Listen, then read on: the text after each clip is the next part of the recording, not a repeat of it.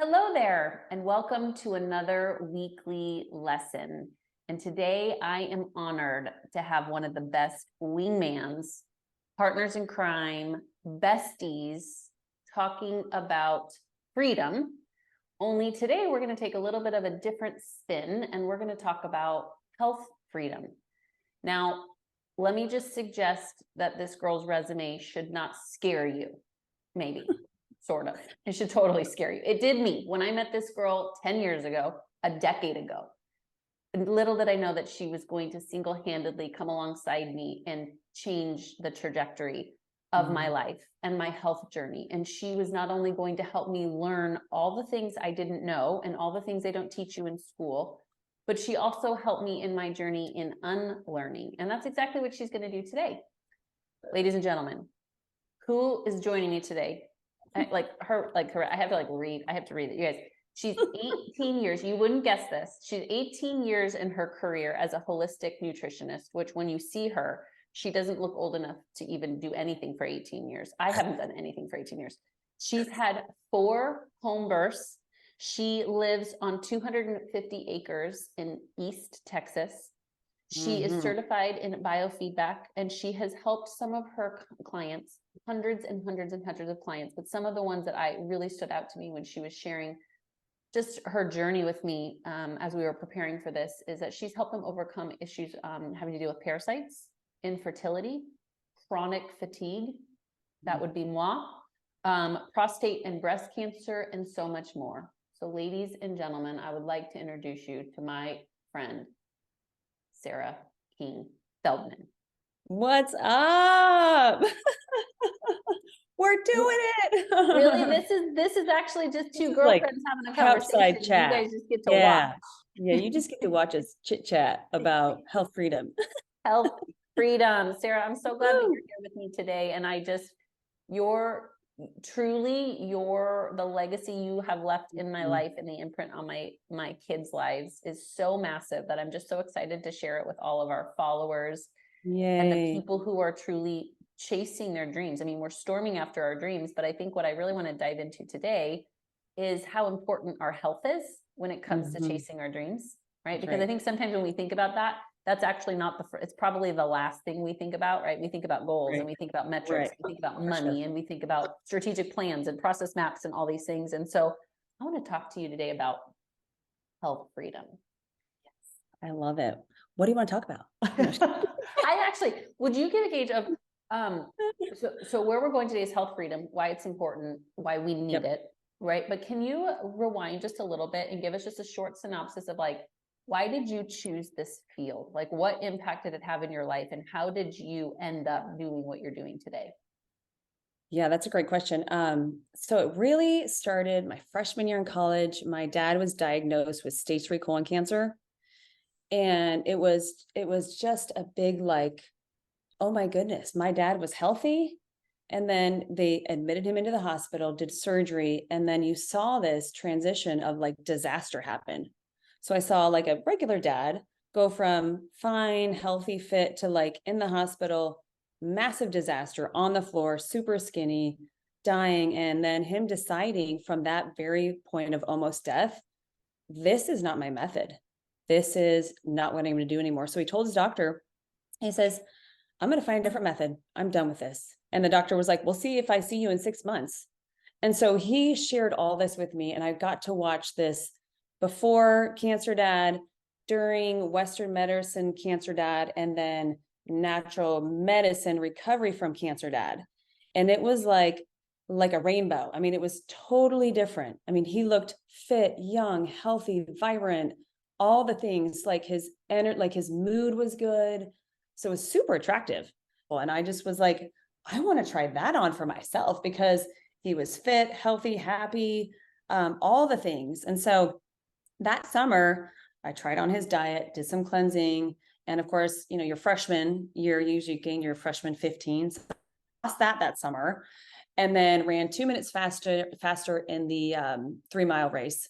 Now that's changed, but so it was just wonderful. It was such a way to meet natural medicine in a way that I could see the difference right away. So that's really where I started. And then certainly there's more reasons to why, like, I still do what I do. But that was like my main, like, thrust into natural medicine. Okay, so let's lean into that. So here you are, 18 years having done this now. And it was funny when you told me you'd been doing it this long. I was like, hey, everybody, she doesn't look 18 years. So she doesn't look like she could do anything for 18 years. How old are you, Sarah? Tell us your deep, dark secret. I'm 45. You guys, 45. If she's 45, I don't want to be anything but, right?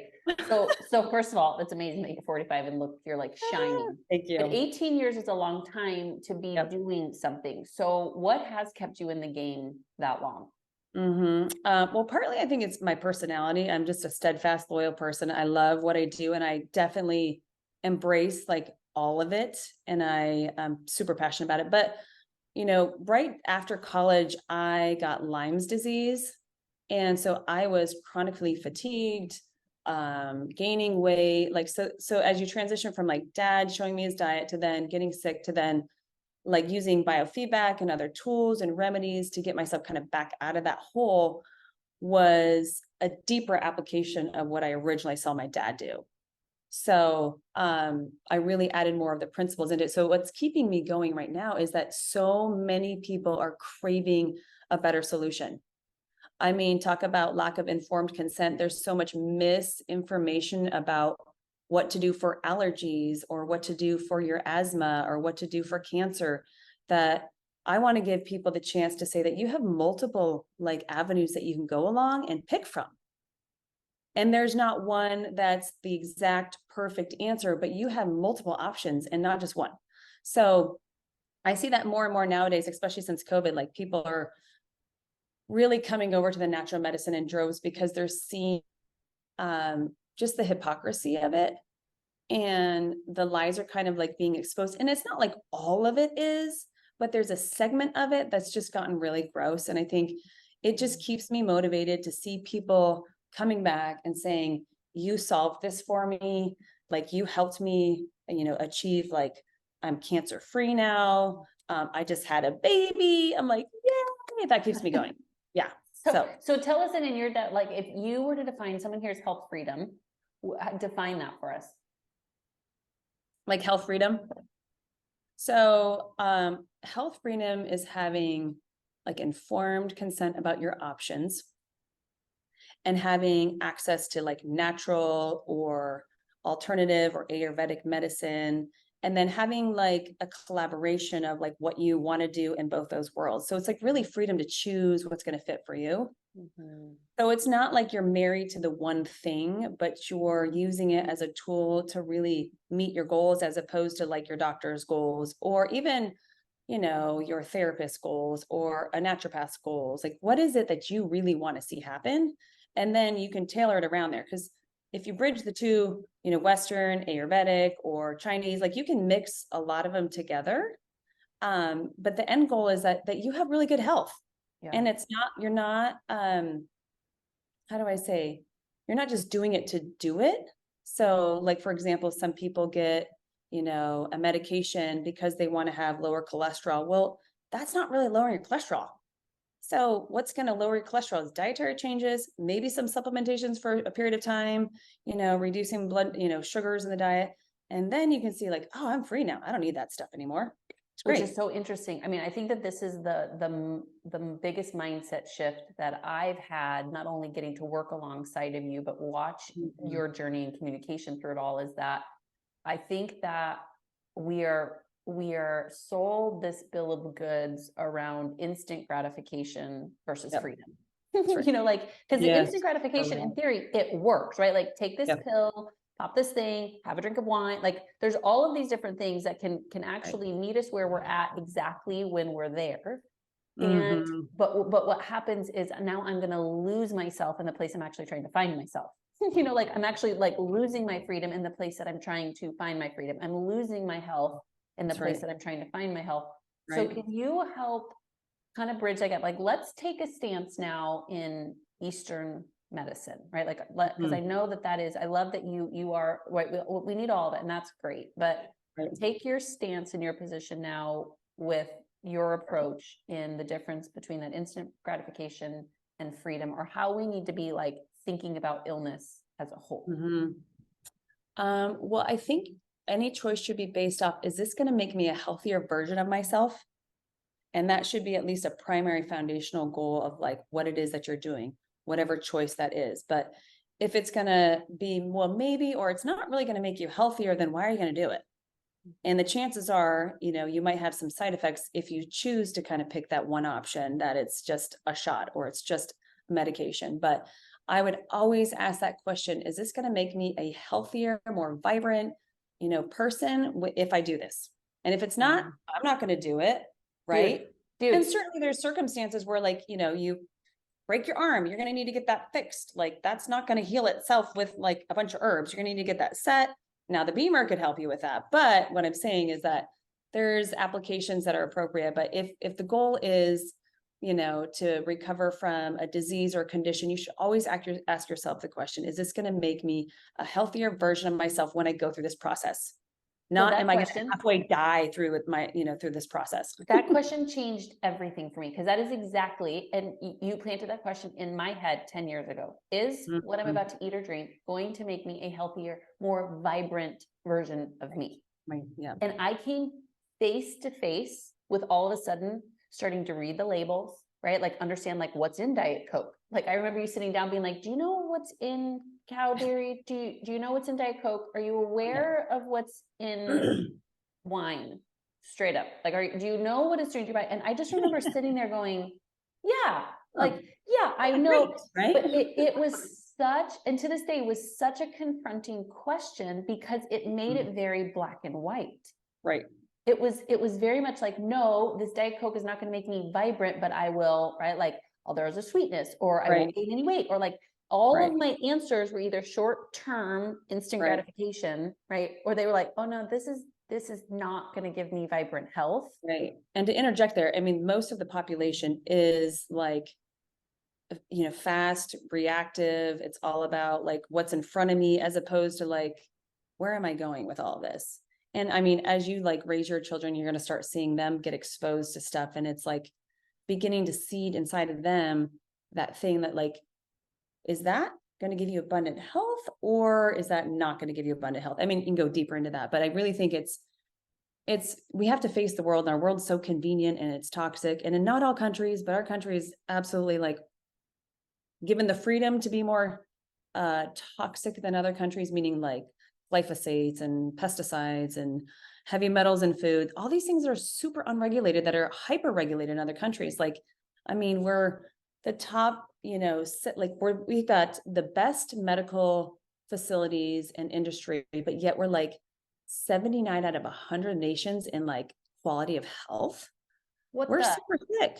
What? How? So bridge that statistic, which by the way, before you do, I'm drinking Sarah's smoothie. So if you want to know more, you should ping her to get the recipe. I'm just telling you, this smoothie, this particular one has changed my life. I know. Okay. I'm about to make one after this. It's like, I'm seeing my Vitamix. I chose the kitchen because nobody's home. I was like, praise God, what does that feel like? Nobody's home. What do you do when nobody's home? My gosh, you can get so much done. I've heard like that no interruption, true. Minus the animals and the dog and the stuff. But other than that, like you can get a lot done. No distractions. That's for sure. And a podcast, I can just like speak to my house. And a partridge in a pear tree. Okay, so bridge the gap. We have some of the world's best medical facilities, and yet we're up there as some of the most unhealthy people. Why? Mm-hmm. Well, partly a lot of it is there's not informed consent. There's not a lot of great information about the tools and what they're going to, long-term do for you. It's kind of like, oh, you see your commercials on TV. It's like, take this medicine. It seems so happy and beautiful, and it's going to solve all my allergies. But in the long run, it's going to cause like liver damage. So then you have to ask yourself the question, is like that really worth it? And is there a better solution? Can I use like homeopathic allergy drops that could help? So in essence, like we have so much money thrown, and I don't want to go down a deep bunny trail because it is deep and it is dark. But in the realm of Western medicine, the roots of it were not really great in the beginning. Now, EMT, emergency care, is outstanding, but where we've gone with healthcare is just, it's not the best place. So go back to our root. So let's build a couple of steps for people, because I can envision that, right? The multitude of places that people are starting in their journey is probably vast, right? So if we're going to build some steps, right? So first, can you talk to us about when you go, like, we've kind of gotten away from the foundation of health. What's that? So like when you look at natural medicine or Ayurvedic or Chinese, it's been around for like thousands of years. Western medicine has been around for like 100 something years. It's a really small amount of time. So with that, there's history, there's research. Now it's not necessarily cataloged in studies that they show this day and age, because there's not enough money to fund that, because they want to have, everything to be patented and owned by, a medical industry. But what I'm getting at is that the roots go really deep, go back to biblical time, fasting, cleansing, avoiding certain foods. And God commanded us to avoid certain foods for our health. And so when it comes to where we're at now with our health options, there's a plethora of them. And there's so many more. There's a lot more studies coming out showing so. Like there's independent research facilities that are doing their due diligence, and they're studying stuff, and they're finding really great tools, really great options for people to use for everything from like heart disease to, autoimmune stuff. So it's just not, again, going back to that informed consent, we're not being given the right information to the mass media.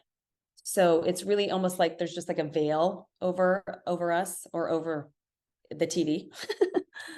And it really needs to be pulled back so we can see all of our options, not just like the one thing. Yeah.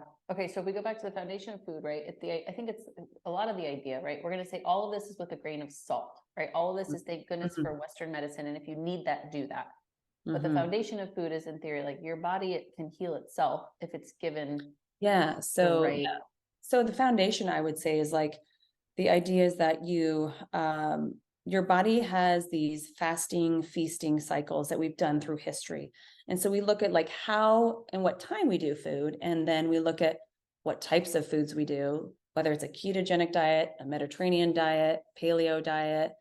Those are all good. They're not always perfect for each person, but it's really doing it kind of based on what your goal is or what your problem is.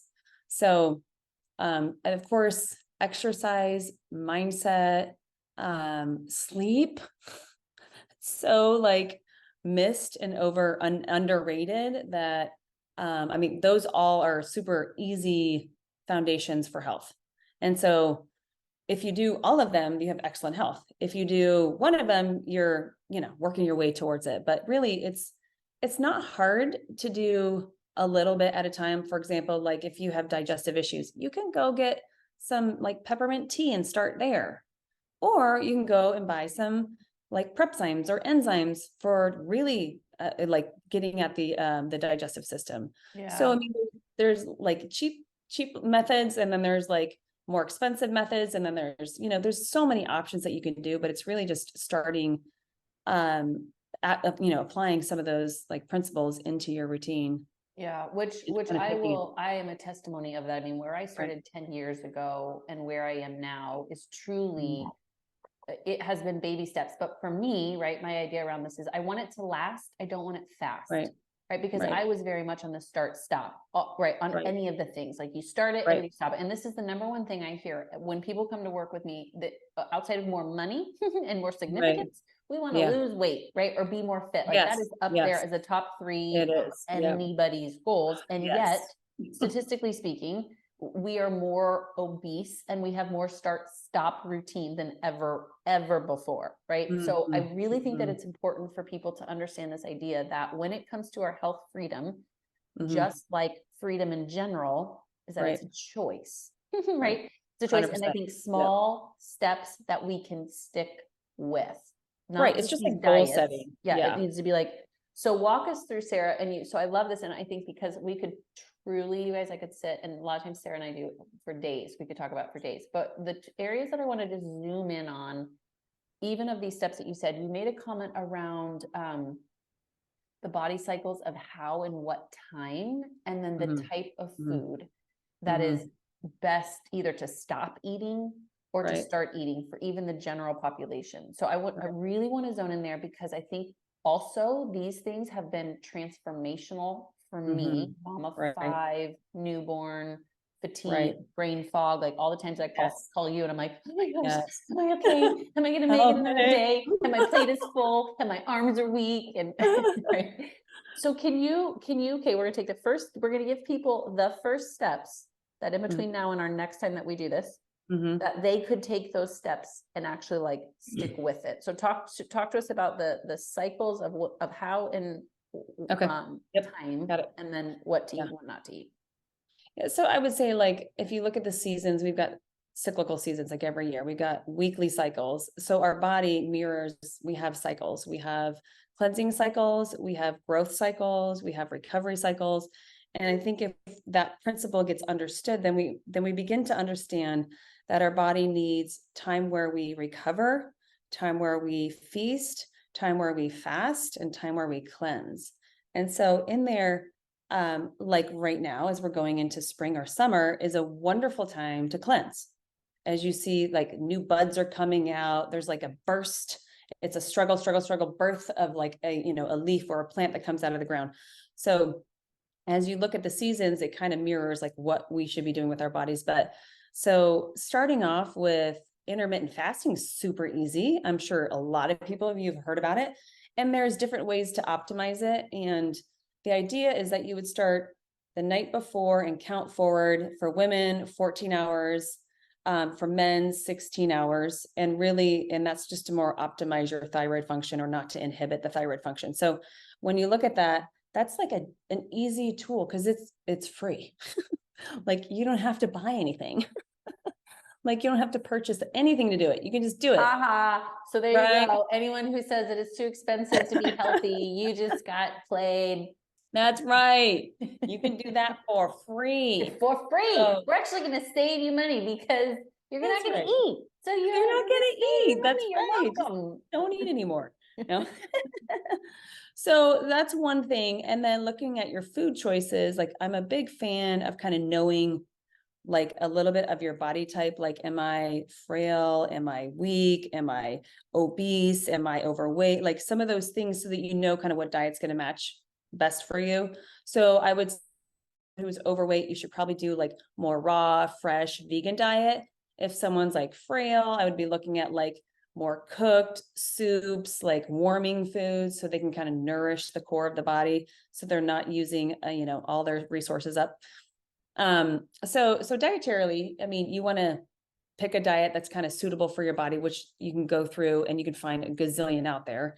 But I think a kind of a combination of a plant-based with some good animal products, obviously if you're not allergic to them, but grass-fed sources, wild harvested, free range, or kind of like the things. And now the new thing is like regenerative farming, which means they're kind of like healing the soil with animals and produce and kind of the all things together.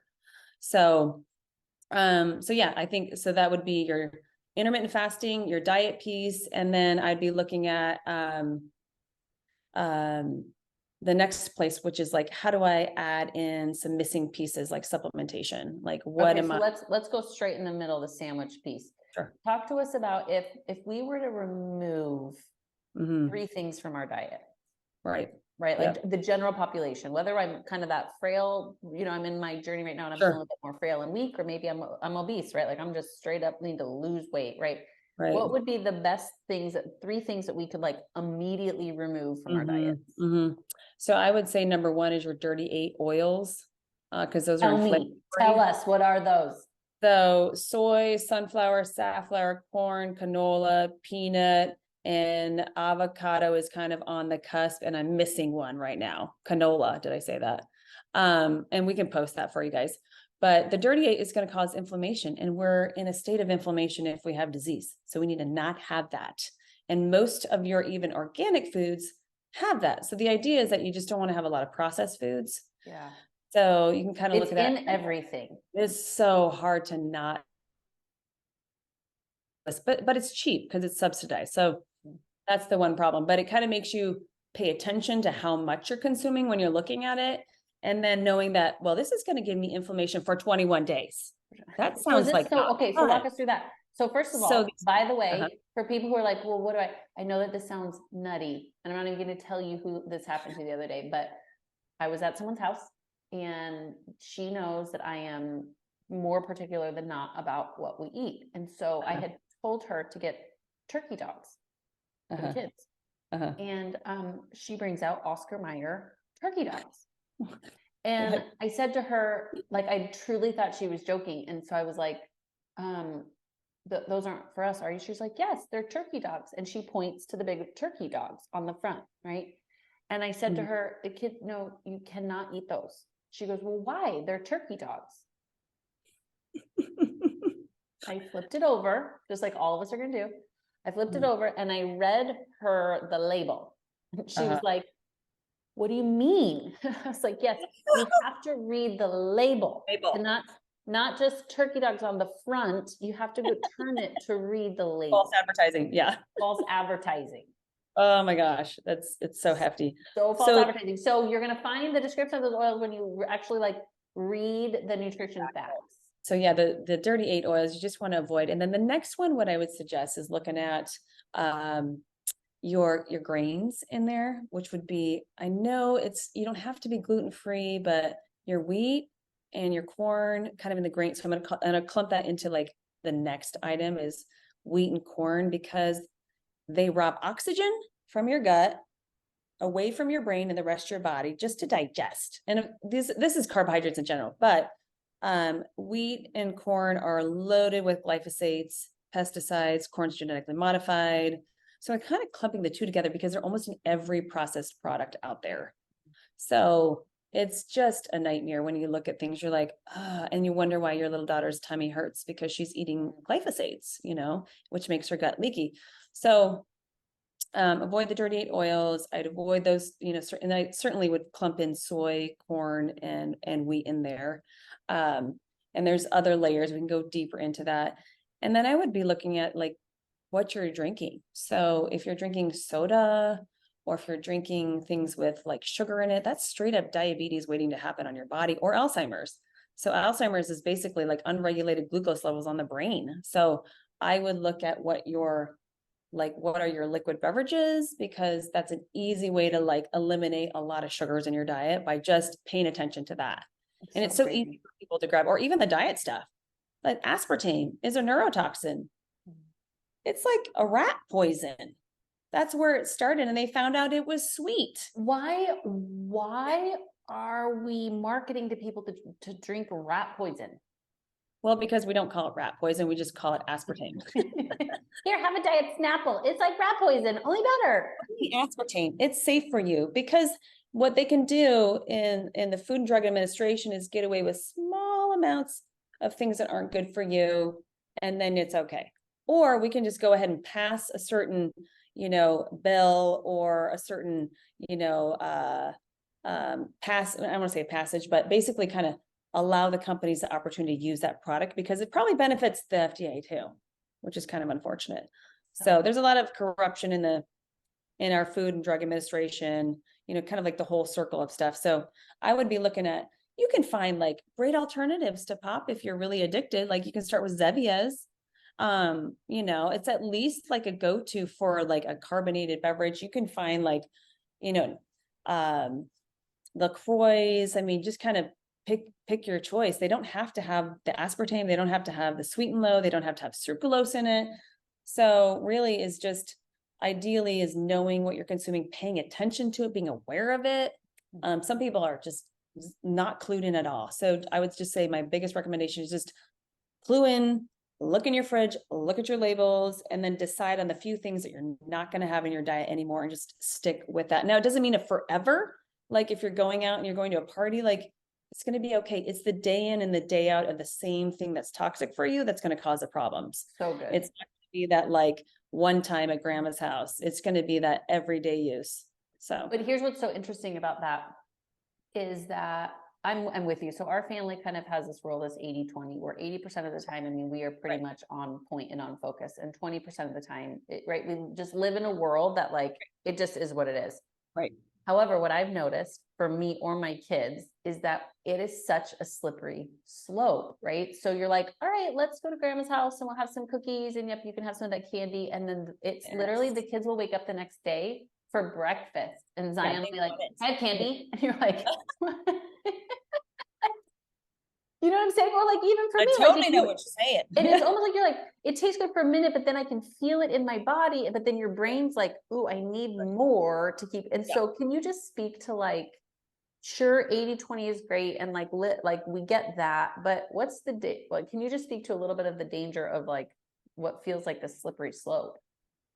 Well, sugar is very addicting, just like alcohol or caffeine. It's highly addictive. So it's hard to kind of leech off of it. But if you want to kind of break that, it's like dates, go to your fruits in the morning, and that's the easiest way as like a parent to look at your kids because they're going to get it at school.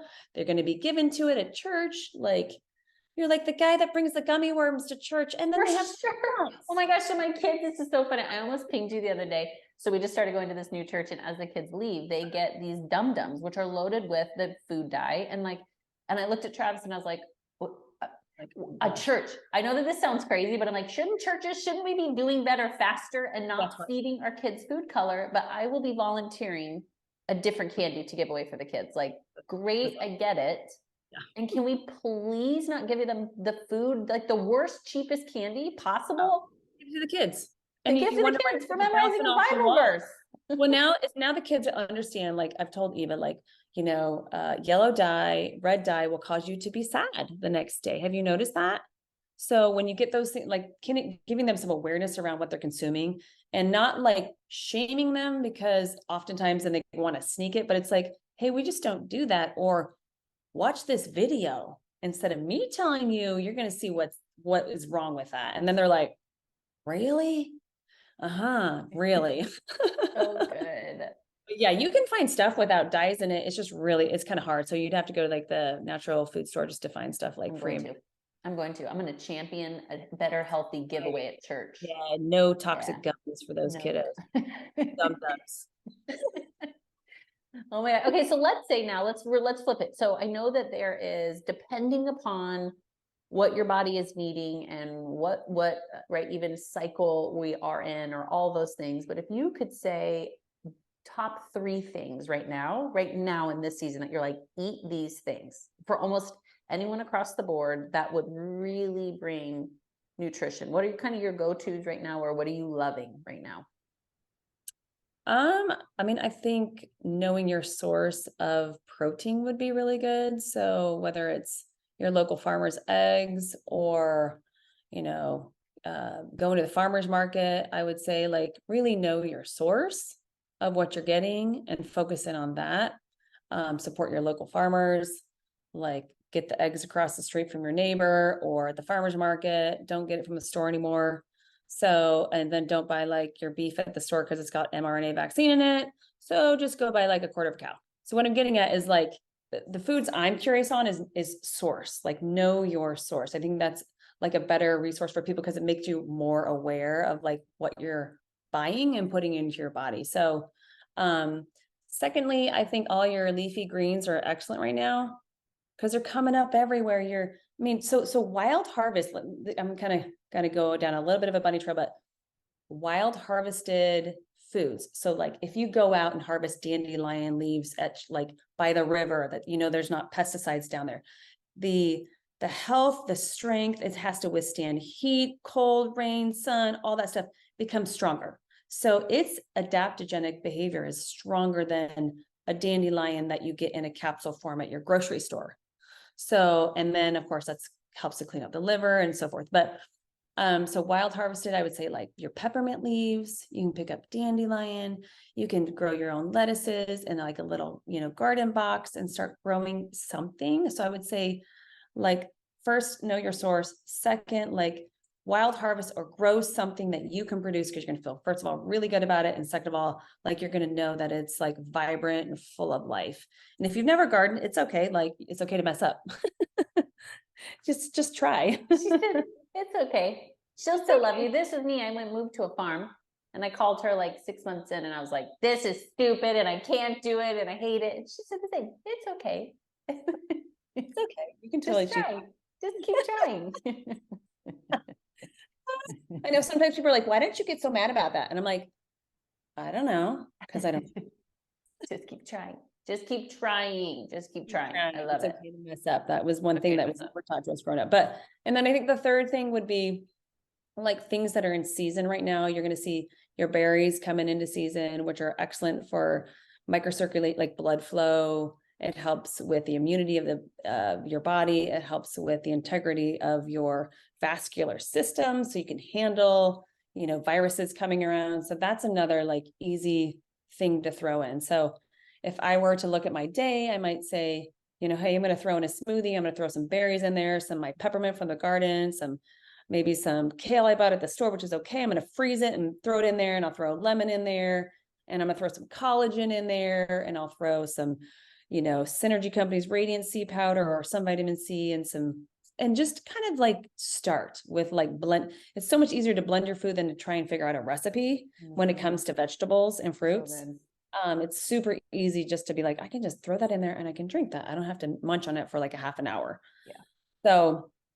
So yeah, I would say like really the idea is just awareness around like the three things that you're picking. So your like your source, wild harvesting the something, whether it's peppermint leaves in your garden or in your neighbor's garden or dandelion or growing your own leafy greens.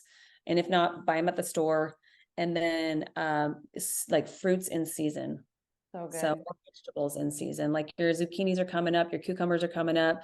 So your body actually matches the nutrients that are in those. And I'm not going to go into great detail, but your body wants more of that type of food in that season than it would want to have like, potatoes. Yeah. Right now. So Those good. get harvested at the end of the season. Well, and it's so interesting, and this is where, again, we could talk for days, and I want to hear your take on it. But, Sarah, first and foremost, your sacrifice in this lifestyle and learning and the thousands of hours that you've spent has truly changed our life. I mean, you are a household name, right? If there's bumps on the kids or earaches, they're like, call Sarah, ask Sarah, what did Sarah say? Even Travis will go, why do you take that? I'm like, I don't know, Sarah told me to. He's like, don't you need to know? And I'm like, no, I know the one who knows. I know the one who knows. So we're pimping Sarah out, right? So if you want to learn more about Sarah, we're going to give her an opportunity to shine on you, but all of those will also be linked below. But I want both of us to close with describing to someone what health freedom actually feels like. Because prior to this, you don't know, right? You're either living on buzz to buzz, from coffee to caffeine to sugar to wine, right? Which is where I was 10 years ago. I mean, it was just from kind of one buzz to the next buzz of some sort. And so I didn't know what I was missing, right? You don't know when you're overweight and don't have energy, like that just is what life feels like. And so for me, why I want to invite someone into health freedom, though it's hard at first, like it's frustrating because the world doesn't eat this way. The world doesn't market this way. Like you don't know what you're doing, right? You try a lot of things that you don't like. But for me, I can honestly say that almost every day now, because I've really honed it in, this is 10 years in the making, but I would describe my health freedom as I truly feel vibrant. I feel alive from the inside out. I feel very in tune. My body almost sometimes feels like it's vibrating, but not in like a caffeine buzz way. It just feels like, right, my cells are alive. To the point that when I stop feeling that way, that's when I'm normally like, Sarah, get me on the books, right? Like if my brain starts to cross, or I reboot once a quarter with Sarah. But that is why health freedom is so important, because that's what's waiting for all of us. So you describe it. Describe, how does health freedom feel to you? Health freedom feels to me is that you have options to choose for your situation without limitations, and that they provide a solution that gives you that vibrant, abundant health without having to go to a doctor or seek out somebody else. Like it's something that you already have at your disposal. And sometimes it's having a coach or someone to support you with that and understanding it. But really, it's just knowing the things and simple things, having them at your disposal, not needing to have the doctor always on hand, but being able to just kind of like dive into it because you already have the tools. So tell me, what does it feel like in your body? So someone who goes, I hear you now. What am I missing? Right? Like all they know is what they know. So tell people, like, what does your body feel like day to day? My body feels pretty energized. I mean, there's ebbs and flows because we've got 4 kids, but I would say energized, focused, excited, joyful. Um, those would be my 4 words. So good. So Yep, good. You guys, Sarah practices what she preaches. that's right. So, to those of you who go, oh my gosh, I need to have more. I want to have more. Sarah, can you speak to where they can find you? And then can you also talk to them about some of the courses and options and, I mean, truly nutrition programs that you provide? Yeah, so I just started a health freedom group, and we're basically going around and championing your health so you can find solutions without having to go to all these different places. So it's a great resource, and we're going for different topics with each class. And we're doing that 3 times a month. We're taking the second week of each month off because I work in Denver that week. And then you can follow me on Facebook, on Instagram for Food Beautiful or Sarah King Feldman. You can check out my website, foodbeautiful.com. There's a whole bunch of resources there. And so those are like the main places. But yeah, I'm doing a couple new summits coming up here, which I will post on my website for you. My last one was Secrets to Unlocking Brain Fog, which was amazing, great turnout. So I'm just super excited to kind of begin to give more people information online rather than just like the one-on-ones. Like Julie has helped me kind of get out of that. Even though people still need that, but it's just being able to now find that like my voice needs to be heard by more people. And it's not about me, it's about the thing that they need to have happen in their life. So good. Well, here's to you. Cheers. Oh, cheers. Boom. Boom. I Thank you, love it. Sarah. You want to do the bookie book? Yeah. Hold on now, everybody. Thank you for joining us. Please make sure you check out Sarah and all the goods. When I say that this woman has changed my life, I mean it. So go ahead and click on those links below. And until next time, dream on.